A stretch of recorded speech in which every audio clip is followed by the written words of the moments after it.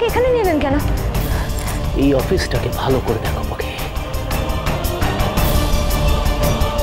এই অফিসটা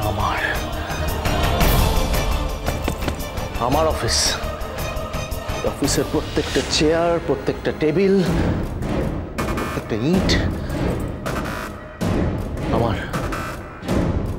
আমার পরিশ্রমের টাকায় তৈরি।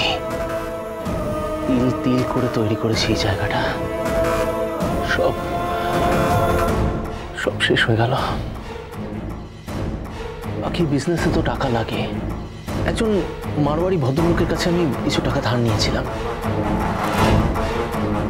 সে আমার সাথে বেইমানি করলো। আমাকে না জানিয়ে, না বলে সমস্ত মর্টগেজের পেপারগুলো অন্য কাউকে বিক্রি করে দিল। সেই লোকটা কে জানো? কে? অরণ্য সিংহ রায়। অরণ্য বাবু? হ্যাঁ, তোমার অরণ্য সিংহ রায় আমারই অফিসে আমাকে চাকর বানিয়ে দিয়েছে।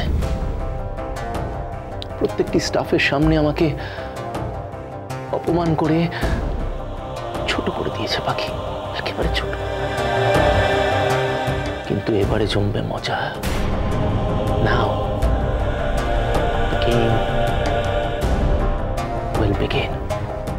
আপনি বলেছিলেন না আপনার শরীরেও একই রক্ত বইছে, যেটা অরণ্যবাবুর শরীরে বইছে। তবে কি জানেন তো, আপনাদের দুজনেরই রক্তের তেজ একে অপরের থেকে পুরোপুরি আলাদা। খুব চেষ্টা করেছিলেন না অরণ্যবাবুর থেকে আমাকে আলাদা করে দেওয়ার জন্য, আর তার বদলে আজ যেটা আপনার সাথে হলো, আসলে অরণ্যবাবু আপনার থেকে বদলা নিলেন। এটাই অরণ্যবাবু, এটাই ওনার বদলা নেওয়ার স্টাইল। আমার অরণ্যবাবু সবসময় বলে ওনার কথা আর ওনার কাজ কোনোদিনও নড়চড় হয় না। যেটা বলবেন সেটা ঠিক করবেন। আর আপনি যা যা করেছেন তার শাস্তি আপনাকে পেতেই হবে। কনফিডেন্স না তোমার আর তোমার অরণ্য সিংহ রায়ের? একদিনই তোমাদের কনফিডেন্সের কাঁচের ঘর আমি চূর্ণ বিচূর্ণ করে দেব। তোমরা দাঁড়িয়ে দাঁড়িয়ে দেখবে, কিচ্ছু করতে পারবে না। সেটা কোনোদিনই হবে না। বরং আপনি এক কাজ করুন, নিজের দিন গোনা এখন থেকেই শুরু করে দিন।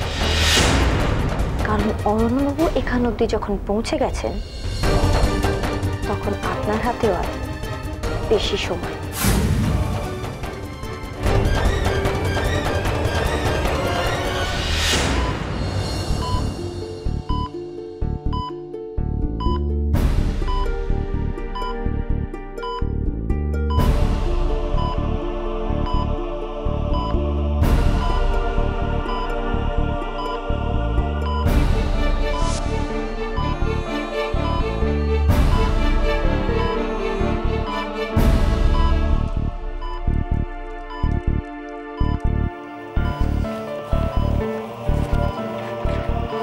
আমরা এখনকার মতো ট্রিটমেন্ট স্টার্ট করে দিলাম।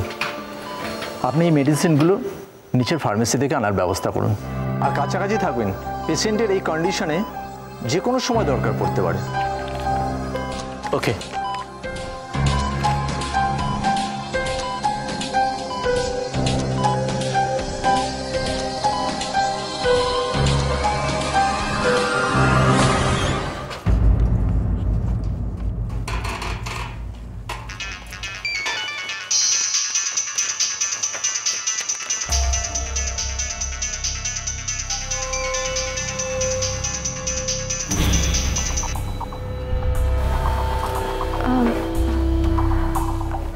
প্রেসক্রিপশনটা দিন।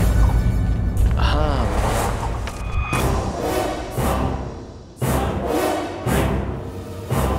ওষুধগুলো আমি নিয়ে আসছি। এক মিনিট, টাকাটা নিয়ে যাও। কেন?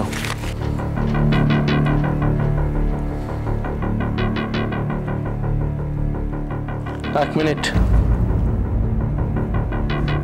বাকি এমন কোনো কাণ্ড করে বসো না যাতে আমাকে কোনো ড্রাস্টিক স্টেপ নিতে হয়। এমনিতেও এই ভদ্রমহিলার আর 1 মাস আয়ু আছে। দেখুন, আমি খুব ভালো করেই জানি আমাকে এটা বারবার মনে করানোর কোনো দরকার নেই। আমি ওষুধের দোকান থেকে ওষুধটা কিনে এখানে চলে আসবো।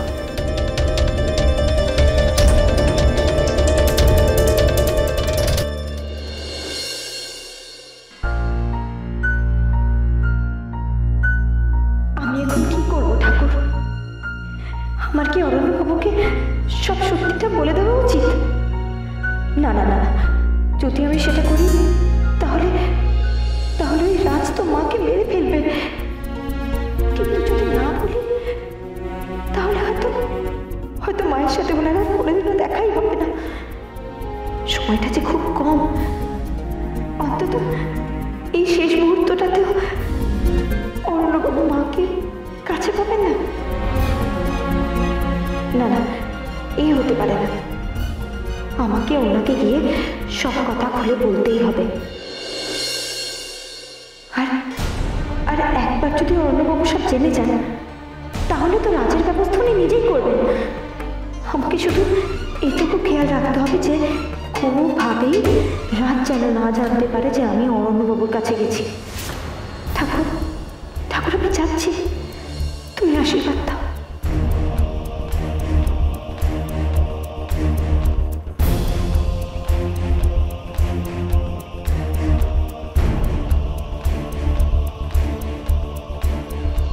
আমি আসছি অরণ্যবাবু, আমি আসছি।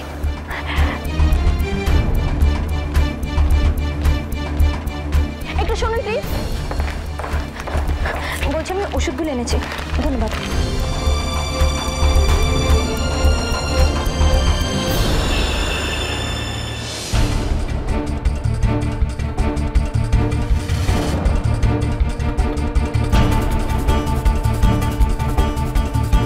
আমাকে যে করেই হোক অরণ্যবাবুর কাছে তাড়াতাড়ি পৌঁছাতেই হবে। রাজ কিছু বোঝার আগে আমাকে অরণ্যবাবুর মুখোমুখি দাঁড়িয়ে সমস্তটা বলতে হবে।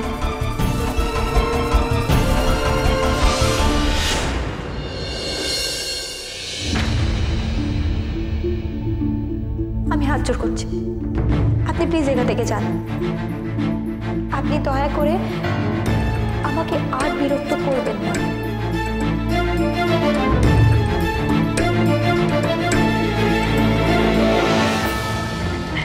চলো চলো, তাড়াতাড়ি চলো।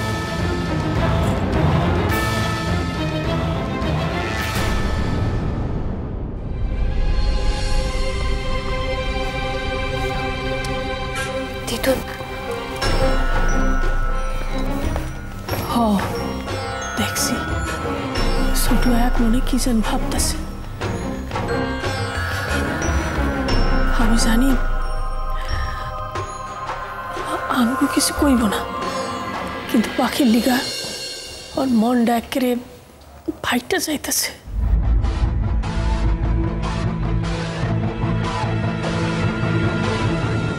চলো।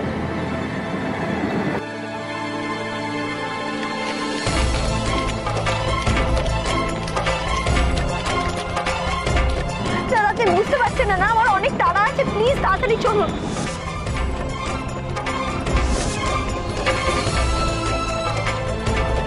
কি হলো দাদা, থামলেন কেন? দিদি কি করে যাব, সামনে তো জাম আছে, এখন টাইম লাগবে। যদি তারা আছে তো নেমে চলে যান। সর্বনাশ, তাহলে কি ফোন করেই বলবো? না না না, ফোনে তো এত কথা বোঝানো যাবে না, মাঝখান থেকে অরণ্যবাবুর টেনশন আরো বেড়ে যাবে। ঠিক আছে দাদা, আমি নেমে যাচ্ছি, এই নিন আপনার টাকা।